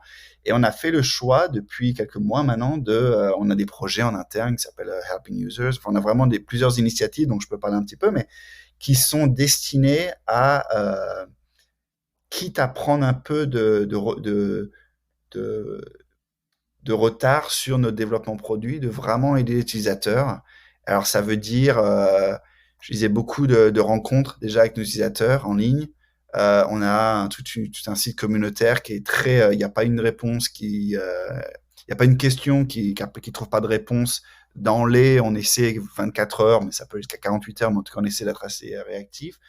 Et au-delà de ça, c'est pas juste une question de métrique, voilà, on répond à vos questions, on, on s'intéresse au projet de l'utilisateur, donc on a même un sous-ensemble de notre communauté, on a peut-être entre 10 et 20 personnes avec qui on aide encore à un niveau encore plus avancé. On essaie de comprendre leur projet, on essaie de les guider, voilà comment on ferait ça. On peut vous même donner des petits bouts de code ici et là pour vous aider à faire à injecter ça pour aller plus loin. Et parce que l'objectif vraiment au niveau de la boîte, c'était de mettre une application utilisateur dans les magasins, dans les App Store, les Play Store. Donc tout ça, pour répondre à la question, c'est devenu une grosse priorité. Ouais. Et ça prend beaucoup de temps. Et pour tous ceux qui ont fait un peu de customer support et des choses comme ça prend du temps. Il y a beaucoup de... C'est les montagnes russes un peu. Il y a beaucoup de moments super positifs, des gens qui disent ah, j'aurais jamais réussi à faire un truc comme ça si c'était pas pour Draftbeat. Tout mon business, il est là grâce à Draftbeat, etc. Et à l'inverse, tu as des gens qui vraiment te bouffent de l'énergie, quoi, évidemment, qu'il faut mettre beaucoup d'efforts pour décoincer les gens qui n'ont pas forcément des ambitions raisonnables ou des projets vraiment fiables. Donc c'est à double tranchant. Puis ça, c'est pareil dans toute l'industrie. Hein, c'est pas que nous. Et c'est malheureusement, pour répondre à ta question, j'ai pas un cadre pour vraiment décider est-ce que là on investit, est-ce qu'on n'investit pas. Et c'est au cas par cas. Mais par contre, presque tous les jours, on a un meeting tous les matins, stand-up. Presque tous les jours, c'est une question qui revient. À quel point on investit sur cet utilisateur-là. Il a fait beaucoup de progrès, il avance bien, là, il nous demande une fonctionnalité ou de l'aide ça va nous prendre une semaine à le faire. Faut mettre ça dans la balance avec tous les autres gens. Donc il n'y a pas de secret, quoi. C'est vraiment trouver la bonne balance. C'est très intéressant de nous partager ça. Mais alors pour, tu vois, reboucler un petit peu juste avec ce que tu disais juste avant, comment est-ce que tu sais Tu vois, moi, c'est vraiment la question qui m'interroge et qui n'était pas exactement la question que je t'ai posée avant, hein, mais c'est pour faire le lien. Mmh. Comment tu sais que ces utilisateurs sont la cible vers laquelle tu veux aller, tu vois? Tu vois ce que tu disais juste avant, Ouais. est-ce que Drafbeat, c'est un outil qui doit être pour les agences, pour les, tu vois, comment, est-ce que c'est un peu l'œuf et la poule, tu vois? Est-ce que d'abord il faut essayer de cibler les utilisateurs et puis écouter ceux-là en particulier, tu vois? C'est un peu la question de la cible, tu vois? Moi, après, j'y connais rien en marketing Mmh. et tout, quoi, mais c'est vraiment ça qui m'interpelle un petit peu dans ce que tu dis, que je trouve très difficile. Enfin, ce que je comprends, c'est que vous aussi, vous trouvez ça difficile, mais. Ouais. Et honnêtement, pour répondre vraiment directement, tu le sais pas. C'est ça Ouais. tout le problème, c'est que tu le sais pas. Nous, moi, je suis très honnête là, mais on est une compagnie pré, ce qu'on appelle product market fit. On n'a pas encore vraiment trouvé l'expérience où les gens vraiment ils arrivent, ils, ils obtiennent de la valeur grâce à Rabbit, et Mmh. ensuite ils créent leur business, etc. On est encore en train d'itérer là-dessus. Alors j'ai beaucoup tout espoir qu'on y arrive évidemment, mais en attendant, du coup, tu te poses continuellement la question, comme tu dis, est-ce qu'on va plus vers un utilisateur plutôt que l'autre? Et ça paraît, c'est le genre de truc aussi, quand tu lis en ligne des gens qui en parlent, ça paraît toujours facile de dire, particulièrement avec un peu de recul sur les compagnies que maintenant, ou du succès ou pas de succès, de, oh, ils auraient dû vraiment focaliser plus sur l'utilisateur, ou alors ils ont vraiment trouvé la bonne cible. Et on s'entend tous, je pense, dans l'industrie pour dire oui, il faut choisir et prendre, et faire des paris et vraiment se focaliser sur un truc. C'est vachement plus délicat en pratique parce que tu as vraiment, Mmh. quand tu es une startup, tu as peut-être quoi, 4-5 opportunités dans la vie de ta startup. Et en termes de temps, tu peux passer peut-être 3-4 mois à travailler vraiment sur une opportunité. Si tu en grilles une parce que tu as fait le mauvais choix, euh, c'est délicat. Et en plus, si tu en grilles une, non seulement tu as fait le mauvais choix, puis en plus, ça t'a amené dans une direction, tu peux pas vraiment revenir vers un autre utilisateur après ça. C'est des choix vraiment durs, quoi, honnêtement, et tout le monde y passe, même si les gens en parlent pas toujours. Mais donc nous, on était jusqu'à présent, on était un petit peu justement dans un mode où on avait un peu peur, c'est pas vraiment le bon mot, mais on était un peu indécis à choisir justement. Est-ce qu'on fait une application plus facile pour tout le monde et donc on réduit notre churn, c'est les gens qui viennent Mmh. utiliser l'app, puis dans un mois après ils sont plus là. Ou alors est-ce que on laisse ça de côté un peu, on a déjà un bon groupe d'utilisateurs qui arrivent à passer au travers des difficultés initiales, et est-ce qu'on fait que eux ils puissent vraiment aller plus loin? Et on était toujours, nos décisions produits sont un petit peu à cheval là-dessus. Mais j'ai justement, maintenant on a c'est un nouveau quarter là qui démarre, et c'est une décision qu'on a justement demain en termes d'entreprise, où on va là rapidement devoir faire un pari d'un bord ou de l'autre. Et donc, pour répondre à ta question, il n'y a pas vraiment de est-ce que tu choisis l'utilisateur avant et après tu fais le produit ou l'inverse. C'était un peu, tu essaies d'avancer les deux jusqu'à ce que tu obtiennes assez de données ou de convictions personnelles du marché pour vraiment parier sur un avec un peu plus de confiance. Ça, c'est hyper intéressant ce que tu dis parce que ça s'applique à mon avis à toutes les startups, quoi. C'est vraiment ce Mhm. sujet. Enfin, en plupart, bon, des fois il y a des choses très évidentes, mais dans des cadres d'outils ou de choses qui peuvent être flexibles, qui peuvent servir plusieurs objectifs, plusieurs personnes, c'est vrai que c'est pas évident, mais c'est très intéressant de voir comment vous abordez ce sujet, quoi. Mhm. Bah écoute, j'ai une dernière question sur Draftbeat, et puis on est un petit peu sur la conclusion.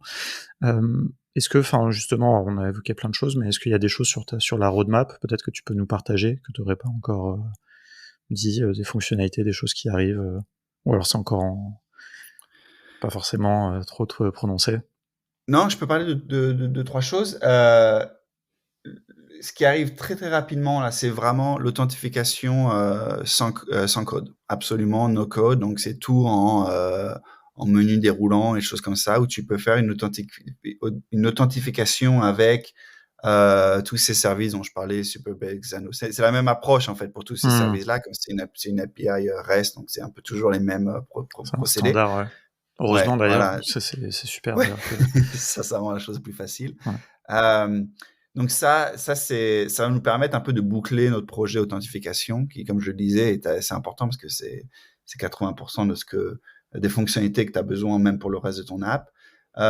Au-delà de ça, ça va vraiment être la suite de notre roadmap, va être défini dans les quelques semaines qui viennent quand on va justement choisir un angle d'attaque. Est-ce qu'on rend les choses plus simples et à ce compte-là, ça va être beaucoup plus de travail sur le onboarding, sur le UX, de rendre les choses plus des meilleures abstractions, etc. Ou alors est-ce qu'on se focalise un peu plus sur les gens plus perfectionnés qui veulent aller plus loin avec Draftbeat et là, du coup, c'est plus quelles sont les abstractions manquantes par rapport à React Native qu'il faudrait qu'on intègre dans Draftbeat. Donc ça, repose-moi la question dans une ou deux semaines, idéalement, j'espère, parce que il y a toujours le risque qu'on se décide pas et qu'on continue un peu dans ce mode-là encore un peu plus longtemps.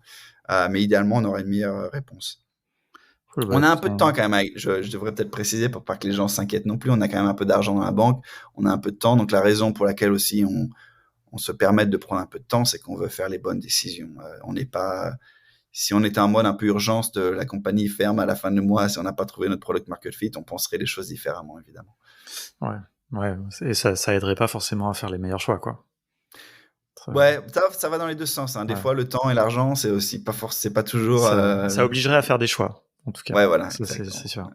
Mais bah écoute, on aura l'occasion de suivre ça de toute façon à travers des petits lives, des choses comme ça sur la chaîne Twitch. Mhm. Quand vous avez Ouais, des choses à annoncer, n'hésite pas plaisir. à me les communiquer.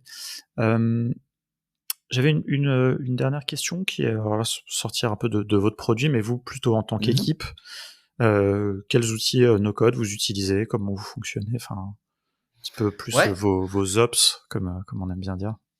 Ah ouais. Ops No Code, j'ai vu que vous lanciez les C'est notre formations là-dessus. Hein. grand sujet maintenant. Ouais.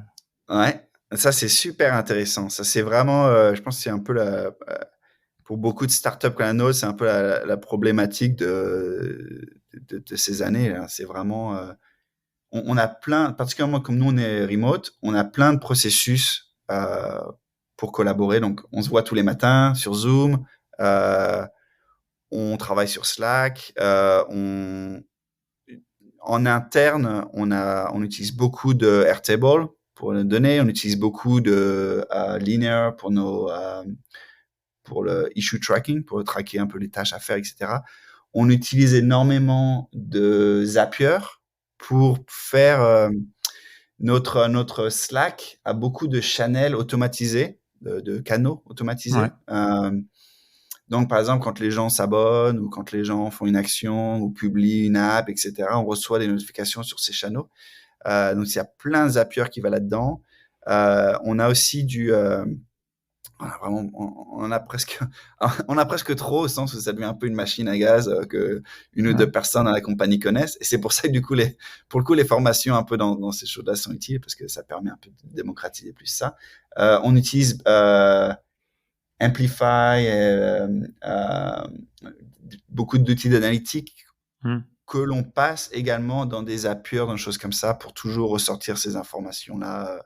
On a vraiment une approche où tout ce qu'on peut tous les endroits où on peut éviter de devoir aller vérifier un dashboard ou d'aller regarder quelque chose sur un autre service et qu'on peut plutôt amener cette information-là là où l'équipe est, donc particulièrement sur Slack, on automatise beaucoup de ces choses-là. Quoi. Donc ça, c'est c'est très courant. J'essaie de penser à quoi d'autre. Mais c'est Ouais, intéressant que que tu le racontes comme ça parce que, comme tu le disais au début, vous êtes une équipe quand même très ingénieur, tech, et donc vous pourriez Mhm. aussi développer plein de choses par rapport à ça. Mais la préférence, de ce que je comprends, et c'est complètement logique et pragmatique, hein, mais va plutôt à utiliser des outils, automatiser les choses en connectant des outils existants, quoi, et pas en réinventant la roue. Ouais. Et ça, c'est même personnellement, c'est quelque chose où comment dire, j'ai changé un peu mon attitude là-dessus, justement, comme tu disais, moi, je suis un ingé à la base, et donc j'ai une tendance, par exemple, linéaire, j'ai créé une petite, juste une page web pour avoir une meilleure visualisation de nos bugs, etc. Donc, toi, j'ai passé quelques soirées week-end à coder ça. Et ça, c'était un peu au début. Et maintenant, j'ai vraiment une approche différente. On utilise Retool, par exemple, euh, et ça a été intéressant pour moi d'être des deux côtés de cette barrière-là, de me dire, Retool, c'est bien, mais bon, vu que moi, je sais le faire, c'est pas la peine. Puis maintenant, c'est vrai que pour avoir joué un petit peu avec la puissance de cet outil, Hmm. je me dis, ouais, j'ai plus envie presque plus Hmm. envie de le faire moi-même. Euh, Cela dit, ouais. Je me suis fait moi personnellement convaincre un peu de tous ces outils no-code en travaillant sur un outil no-code. Donc ça a été une expérience un peu méta, mais très agréable. C'est très intéressant. Bah écoute, on arrive un petit peu sur la fin. J'avais une petite question. Alors ça c'est un petit peu annexe, mais moi j'aime bien ton site web. Je trouve assez chouette. Et j'ai vu que tu faisais pas mal de side projects. Alors j'ai l'impression plutôt en code, néanmoins. Mais je sais pas si tu veux Jusqu'à nous présent, dire ouais. deux mots là-dessus, un petit peu. Enfin, pourquoi tu fais ça? Tu vois, est-ce que t'as entrepris un moment aussi? Enfin, je crois que t'en as pas parlé, mais tu as aussi Ouais. entrepris quand même dans ta carrière. Je sais pas si tu veux nous dire un petit peu un mot là-dessus. Ouais, absolument. Ouais, moi j'ai toujours fait beaucoup de petits projets que je codais et, euh, et donc pour boucler la boucle sur ce que je disais juste avant, c'est marrant parce que maintenant quand je pense à des nouveaux projets, ou les soirs et week-ends, maintenant je pense no code quoi. Je pense à du retouch, je pense à du Xano pour le back-end. Et enfin, je me répète, puis les gens vont peut-être pas trop s'identifier, donc c'est peut-être pas plus intéressant, mais ce déclenchement pour un ingénieur quand tu passes vraiment d'un côté à l'autre, c'est fantastique. Et donc oui, donc j'ai fait beaucoup de projets depuis que j'étais en école d'ingé, donc c'est quelque chose qui m'a captivé. J'ai passé une année à travailler sur un projet personnel, moi, à un moment où je traquais tout ce que je mangeais, donc je sauvais ça j'utilisais Twilio, justement, qui est une application pour envoyer des SMS. Je traquais tout ce que je mangeais et j'utilisais, bon, à l'époque, ça s'appelait pas exactement comme ça, mais un peu des notions statistiques ou de machine learning de base pour juste faire des corrélations entre ce que je mange et ma fluctuation, non seulement de poids, mais également de changement de santé, etc., pour identifier un peu l'impact de certaines nourritures sur ma santé, ouais, c'est ça, sur ma santé. Et ça a été une expérience entrepreneuriale, je pense, pour tous ceux qui ont essayé de faire un projet. C'est vrai que tu apprends énormément, quoi. En une année, tu apprends l'équivalent de pas mal En fait, c'est pas exactement, ça c'est un peu cliché maintenant que je le dis à voix haute, c'est pas exactement vrai parce que tu apprends d'autres choses. Tu apprends pas l'équivalent de 5 ans dans une boîte. En 5 ans dans une boîte, tu peux passer 15 ans dans une boîte et pas apprendre les mêmes choses que tu apprends en entrepreneuriat. Donc euh, c'est vraiment L'entrepreneuriat, je dirais qu'il y a une approche plus 360. Enfin, je sais pas si c'est la bonne manière. Tu vas toucher à plein de choses, quoi. Dans une boîte, tu as quand même, en général, un périmètre plus restreint. Et plus tu vas y passer de temps, plus tu vas apprendre de choses dans ce périmètre-là. Peut-être plus que si exactement. l'entrepreneuriat, tu as quand même aussi. Enfin, tu vas apprendre sur plein de choses que avant tu ne connaissais peut-être pas du tout, quoi. Enfin, moi, je dis ça en Ouais, tout cas. Moi, c'est ce qui m'est arrivé aussi. Enfin, des choses tout aussi passionnantes, mais sur lesquelles t'as pas été formé nécessairement, mais qui sont nécessaires à ton projet, quoi. ouais, absolument. C'est aussi une bonne façon tu lis beaucoup de conseils. Alors moi, mon opinion, je suis très contre les conseils donnés aux entrepreneurs. Tu lis C'est pas pas, tous les livres. J'ai même pas de noms qui me viennent en tête parce que je lis pas beaucoup, mais tu sais, les livres pour les entrepreneurs. J'ai l'impression que tout le monde lit un peu ouais, les mêmes livres, tu vois. Et donc tu sais, t'as des bibliothèques entières de livres qui sont surtout des conseils. Ouais. c'est ça, c'est ça. J'en ai lu une bonne dose. Et la raison pour laquelle je suis contre, c'est que c'est pas qu'ils sont faux ou qu'ils sont pas bien, c'est que je pense que c'est des conseils qui marchent pas, que tu peux pas transmettre comme ça à l'oral ou à l'écrit. Hmm. Tu peux pas dire à quelqu'un, la chose la plus importante, c'est de focaliser sur le besoin de l'utilisateur. Tu vas le lire, tu vas être d'accord. Le Hmm. voisin, il va le lire, il va être d'accord, mais tu n'as rien appris. Et je parle de ça parce que je trouvais, moi, mon expérience entrepreneuriale, ça a été une bonne réalisation que j'avais tous ces conseils sur lesquels j'étais d'accord, mais tant que tu les as pas vécus ou internalisés à un niveau beaucoup plus personnel, tu les as pas vraiment compris. Enfin, tu les as pas. C'est pas que tu les Hmm. as pas compris. Tu comprends ce qu'ils disent, mais ça a pas de valeur. Ça t'a pas permis d'aller plus loin. Et donc moi, par exemple, sur FitMe, avec le recul, tu vois, je suis pas allé assez loin. J'avais quelques utilisateurs qui payaient, qui aimaient bien, mais j'étais un peu dans ma vision. J'ai envie de créer ce produit-là. C'est un peu la vision du créateur. Voilà ce que je veux. Et puis les autres, ils y arrivent. Et les utilisateurs, ils y arrivent pas. Bon, c'est dommage s'ils y arrivent pas, mais c'était moins la priorité. Et avec le recul, non seulement c'était une erreur, mais maintenant j'applique ça à Draftbeat où faut vraiment oublier ce que j'aurais dû. En tout cas, encore une fois, je donne pas d'autres conseils pour les autres, mais en tout cas, Hmm. moi, ce que j'aurais dû faire, c'était oublier ma vision. Et c'est dur à dire. Hein, toi, il y a une perte quand tu fais quelque chose, quand tu focalises sur quelque chose, ça veut dire que tu perds quelque chose ailleurs, c'est sûr. Donc j'aurais dû lâcher un peu ma vision et me focaliser plus sur l'utilisateur. Mais ça, c'était des expériences, faut les vivre quoi, pour vraiment les internaliser. Quoi. Non, je suis assez d'accord. Je pense qu'il y a plein de conseils. Tant que t'as pas fait l'erreur, même si tu as lu que tu devais pas faire quelque chose, tant que tu l'as pas fait, des fois tu crois pas, ou des fois tu t'y arrives pas de toute façon, parce que en fait ça fait partie du process quoi. Il y a plein de choses, tu penses que tu dois te planter une fois avant de. Enfin, c'est comme ça qu'on apprend à marcher quoi, littéralement quoi. Je veux dire, on tombe jusqu'au moment où t'arrives à rester debout quoi. Bon bah écoute, c'est très intéressant. J'ai une dernière question, enfin 2 dernières questions pour tous les invités, mais j'ai fait un petit twist, j'ai essayé de changer un peu parce qu'avant je demandais aux gens, bon, qu'est-ce que tu ferais comme side project en no-code? Déjà, tu as fait plein de side projects.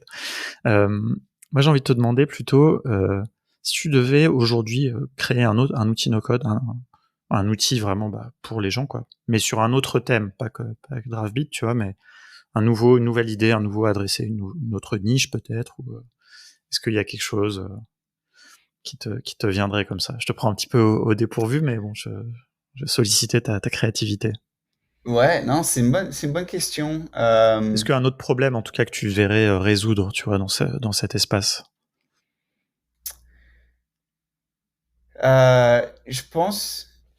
Alors, je sais pas si ça va exactement être le genre de réponse attendue, mais quelque chose qui m'intéresse, une problématique qui m'intéresse beaucoup, moi, dans le no-code, et que je pense qu'il va être intéressant de résoudre, qui je pense, te touche particulièrement en étant fondateur de Contournement, c'est vraiment l'aspect documentation autour de tous ces outils-là.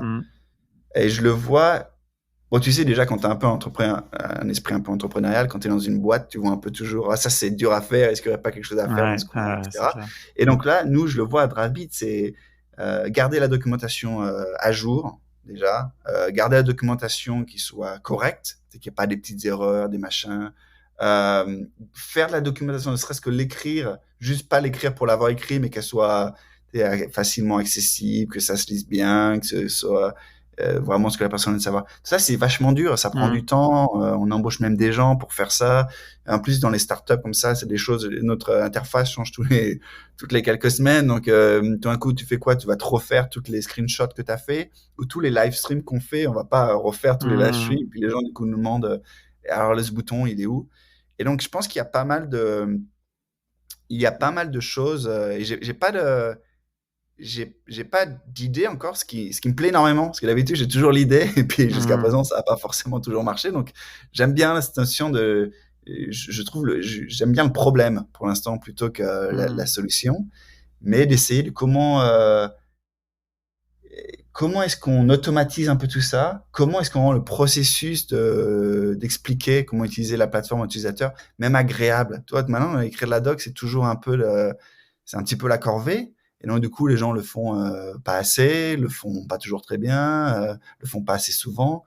Alors que si tu rends ça un peu plus sympa, t'automatises, t'as un petit robot qui vient prendre tes screenshots tous les matins et qui remet tous les trucs à jour. Enfin, encore une fois, c'est pas tant la solution qui m'intéresse.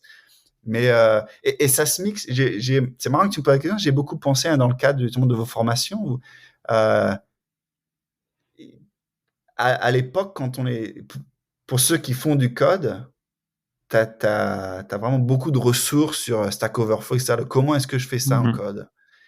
Et en no-code, c'est quoi l'équivalent? C'est quoi le Stack Overflow du no-code, quoi? Comment est-ce que tu apprends à faire les choses? Donc avec Contournement, vous êtes clairement une approche, c'est on va faire des formations, on va vraiment vous enseigner ça du début à la fin pour que vous sachiez le faire. Est-ce qu'il y a Je serais curieux de savoir, est-ce que tu sens qu'il y a des gens qui veulent aussi juste avoir juste un petit bout? Moi, je veux juste savoir comment juste ajouter un petit élément là. J'ai pas envie de faire toute une formation. Tu vois, il y a plein de. Le problème m'intéresse. Ça, voilà. le Slack de No Code France est un peu le MVP exactement, de ce Stack Overflow du No Code. Enfin, nous, on avait fait un MVP il y a un an, mais c'est trop dur à amorcer en fait. La communauté était trop petite à l'époque. On avait fait vraiment une plateforme avec Bubble pour le coup. C'est Lucien qui l'avait fait où tu pouvais poser des questions, voter, etc. mais c'était trop difficile à démarrer. On a préféré arrêter plutôt que ça vivote comme ça. Mais il y aurait peut-être la place pour le relancer s'il y a des gens motivés. Moi, je pense qu'il y a un vrai sujet. Mais sur le sujet de la documentation, je trouve ça très intéressant parce que si j'étends un peu ton idée, et c'est une discussion qu'il y a eu quelques fois d'ailleurs sur le Slack, comment documenter les projets faits en no-code. Par exemple, et surtout dans ce truc d'Ops, tu vois. D'ailleurs, tu l'as évoqué un petit peu, tu vois. Tu disais, dans votre société, il y a peut-être que 2 personnes, par exemple, qui savent comment tout fonctionne, toutes les automatisations, etc. Comment on documente aussi ça? Comment on documente les automatisations Zapier, la base Airtable, etc. Tu vois, un truc qui soit appliqué aux outils, à ce que tu crées avec des outils no-code. Mais pareil, j'ai aucune idée de comment faire ça, mais ça, je sais pas, sur un business là-dessus. Il y a des gens on peut utiliser Notion pour faire ça éventuellement, mais chacun doit faire sa propre truc, quoi. Il n'y a pas de structure, mais c'est un vrai sujet, quoi. Quelle que soit la manière dont on le prend, moi, je trouve que le sujet de la documentation est hyper intéressant. Mais ça, je pense que c'est notre background de dev, encore une fois, qui nous a sensibilisés à ça. Mais c'est quelque chose qu'on a inclus d'ailleurs un petit peu dans notre formation sur les no-code ops. Ouais. Je fais un petit teaser au passage. Écoute, merci beaucoup pour tout ça, Georges. C'était vraiment passionnant de rentrer vraiment dans les coulisses de Draftbeat et puis de tous ces choix et de voir aussi à quel point c'est pas facile. J'ai trouvé ça assez chouette aussi que tu partages aussi un peu ces choses. C'est pas évident, quoi. Enfin, tu vois, de montrer aussi que c'est pas une ligne droite. On a des certitudes et puis on y va. Donc c'est quand même cool de partager ça sincèrement. Où est-ce qu'on peut te suivre, du coup, pour les gens qui voudraient te contacter ou suivre ce que tu fais? Ouais, sur peut-être idéalement c'est Twitter. Je pense que c'est là où je suis un peu plus joignable. Donc c'est G Duverger, donc G comme Georges, Duverger c'est mon nom de famille, DUVERGER. Et puis sinon par email, georges.duverger@gmail ou georges@draftbeat.com. Puis voilà, sur le Slack. Le Slack de NoCode, ouais, n'hésitez pas. Je crois que je suis Georges là-dessus, donc n'importe quelle question. On a aussi un channel Draftbeat maintenant, grâce à toi. Donc, si vous avez des questions spécifiques sur Draftbeat, mais si c'est des questions personnelles, ouais, tout j'espère que ça aura donné envie aux gens d'essayer. Et puis encore une fois, j'invite vraiment les gens à regarder la série de vidéos. D'ailleurs, il faudrait que tu m'envoies le lien parce que maintenant elle est chez vous, en fait. Non. Alors, elle est chez nous. Ouais, je l'ai pas encore publié, donc c'est à moi de le faire là. C'est dans mon camp. Bon n'hésite pas aussi d'ici la semaine prochaine, ou quand tu l'as. Bon, si c'est plus tard, j'ajouterai après. Ou sinon, de toute façon, on partagera sur Slack. Mais en tout cas, c'était assez chouette ce marathon que t'as fait, donc 1 heure par jour, tous les jours, de recréer une application de les puces de Patrice. Voilà, donc ça c'était un très beau projet. Et avec moi j'ai bien aimé le final avec Patrice qui en plus c'était un petit peu dramatique entre guillemets. Enfin il y avait un suspense comme ça, puis un peu la surprise le dernier jour. C'était très romancé ou je sais pas comment dire. Mais donc c'était très chouette. Donc j'invite vraiment les gens à regarder ça parce qu'en plus c'est un super moyen de voir Draftbeat en action. Et de voir aussi les questionnements un peu que tu te poses. Enfin, moi, j'ai bien aimé aussi ce côté de auto-test de son produit, quoi. Enfin, un petit peu des remarques, etc. Donc, c'était... Et puis même, il y a aussi un côté product management appliqué à autre chose, quoi. Enfin, là, t'as plus reproduit l'idée de Patrice, mais il y a quand même ce côté... tu crées une nouvelle application, donc voir comment on fait aussi une application from scratch.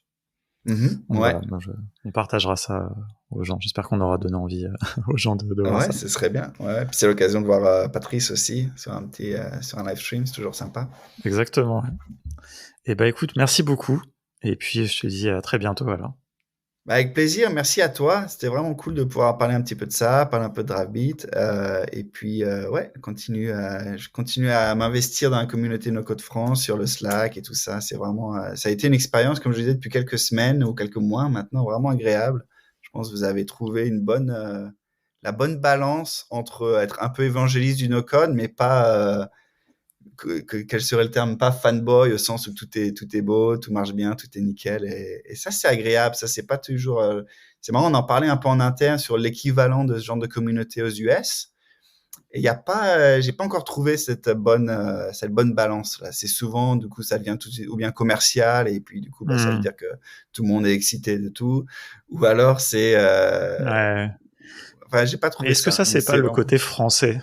Est-ce que ça, je pose une question un peu ouverte, mais des fois on rigole un petit peu de ça dans les lives ou quoi. Mais c'est vrai que nous, ça nous fait un peu bizarre les Américains sont quand même très consensuels, quoi. Enfin, tu vois, le podcast Visual Dev FM, il est hyper cool, hyper bien produit, mais en même temps, ils sont toujours contents de tout tu vois, ils sont jamais Ouais. critiques des outils. Et c'est vrai que nous, je sais pas si c'est parce qu'on est français ou qu'on n'arrive pas à s'en empêcher, mais on a toujours un truc à dire un peu sur tout. Et ça se sent aussi dans la communauté. Et c'est vrai qu'il y a souvent des discussions. Alors c'est toujours bienveillant, mais il y a quand même souvent du débat. Mhm. Mais je sais pas. Hein, je te pose la question en fait, parce que tu vis là-bas et c'est Ouais, non, c'est une bonne question. Bon, c'est toujours un peu dur de faire des généralités, mais ouais, c'est sûr. c'est sûr qu'il y a une petite et- disons que un message un peu critique est perçu différemment, est perçu pas juste comme une remarque, mais perçu un peu comme une attaque parfois en termes de d'analyse d'un produit ou de la review d'un Hmm. produit. Donc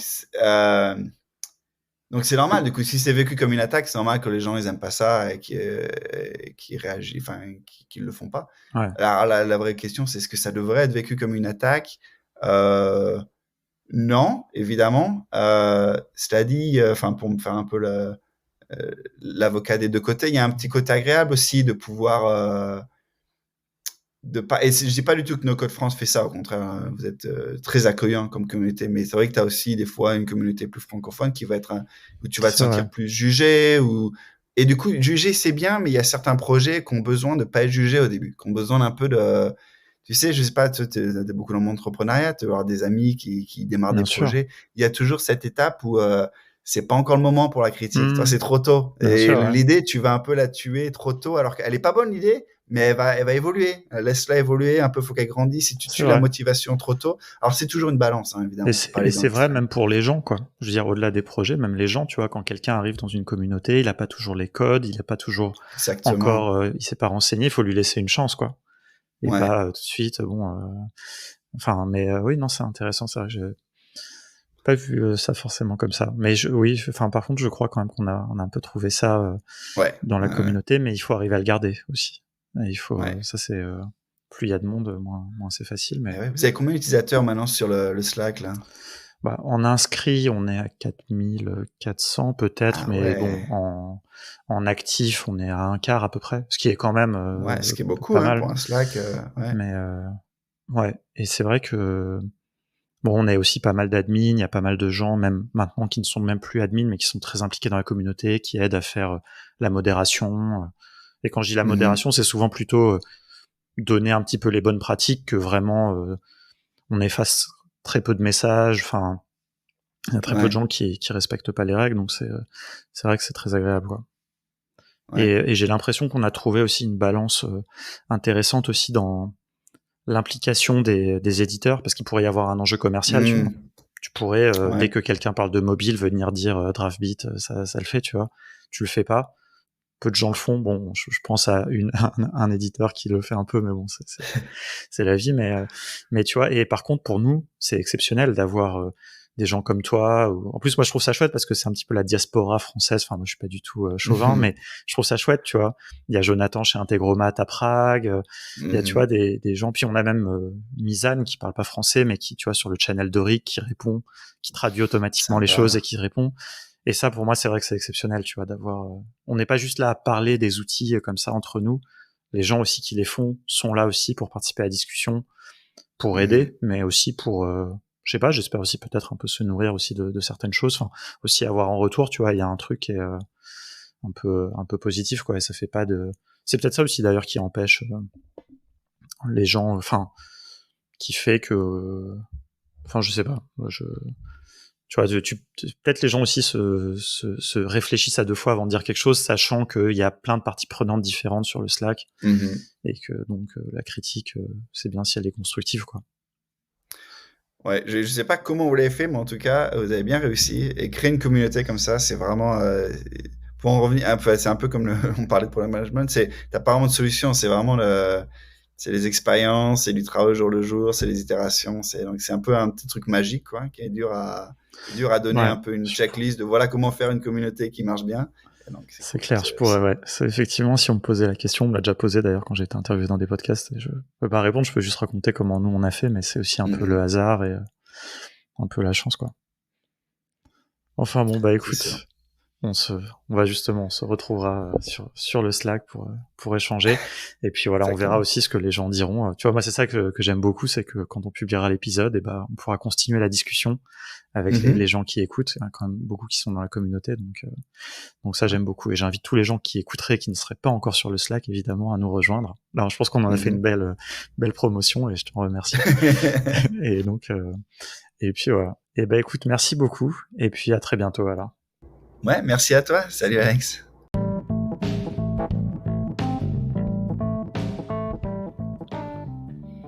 Merci d'avoir écouté cet épisode jusqu'au bout. C'est super cool.